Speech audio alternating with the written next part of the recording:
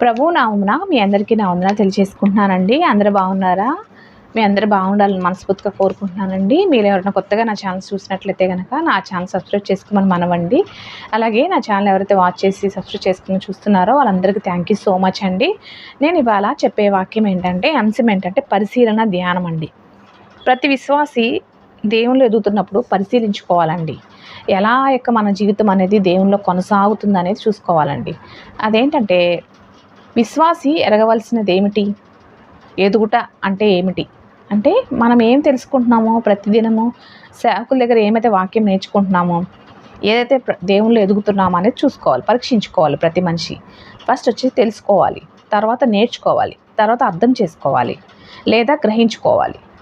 తెలుసుకోవడానికి నేర్చుకోవడానికి సంబంధం ఏమిటి అని తెలుసుకుంటాం కానీ నేర్చుకోము. అదే తేడా. మనం ఒక విషయం గురించి తెలుసుకుంటాం కానీ దాని గురించి ఎక్స్పీరియన్స్ అంటే నేర్చుకోము. అర్థం చేసుకుంటాం కానీ అది ఏంటనేది పరీక్షించము.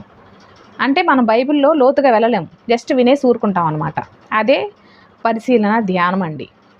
మనం గ్రహించుకోవాలి మన యొక్క జీవితాల్లో ఎలా అయితే ఎదుగుతున్నామో, ప్రతిదినము విశ్వాసంలో ఎదుగుతున్నప్పుడు ఎలా ఎదుగుతామన్నాము అనేది తెలుసుకోవాలి. అట్లాగే మనము మార్కు సువార్త 1వ అధ్యాయం 34వ వచనంలో చూసుకున్నట్లయితే కనుక, దయ్యాలు ఎరిగినట్టు మనము ఎరగకూడదు, దేవుని జ్ఞానంతో ఎదగాలి. అలాగే ఆదికాండము 3వ అధ్యాయము 5వ వచనం చూసుకున్నట్లయితే అక్కడ ఏమవుతుంది, ఇది నిజమా అనేది ఒక క్వశ్చన్ మార్క్. ఆదాము అవ్వతో మాట్లాడింది ఇది నిజమా అని. ఇది దయ్యాల జ్ఞానం. అంటే అక్కడ ఏంటంటే నమ్మకం అనేది లేకుండా ఇది నిజమా అనే క్వశ్చన్ మార్క్ అనేది మన లైఫ్లో ఉండకూడదండి. అలా ఉన్నట్లయితే కనుక మనం దేవునికి దూరంగా వెళ్ళిపోయినట్లే.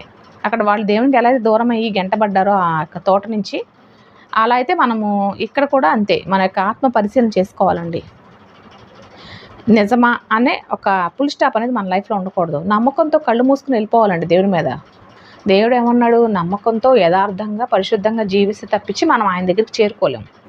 జస్ట్ వింటాము, విశ్వాసంగా వింటామా అని దేవునిలో ఎంతో చక్కగా విన్నట్లే అనిపిస్తుంది, కానీ అది మనం పాటించం, ఆచరించం. అదొకటి మనం పరిశీలన చేసుకోవాలండి ప్రతి ఒక్క విశ్వాసి.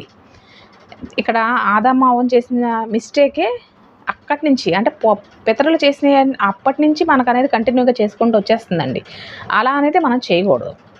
నిజమా అనే ఫుల్ స్టాప్ అనేది మన లైఫ్లో ఉండకూడదండి. మంచి చెడ్డలు వదిలేయాలి, దేవుడు ఏది చెప్తే చేయాలండి. అది నిజమా అన్న ఇక్కడ ఆదాము అవ్వ చేసిన తప్పు మనం చేయకూడదు. మనము దేవుని జ్ఞానంతో ముందుకు వెళ్ళిపోవాలి. అలాగే యోహాను సువార్త 17వ అధ్యాయం 3వ వచనం చూసుకుంటే, సత్య దేవుడిని ఎరగాలండి, దయ్యాన్ని కాదు. అప్పుడు మనం పరలోక రాజ్య మర్మాలు ఎరుగుతామండి. మత్తయి సువార్త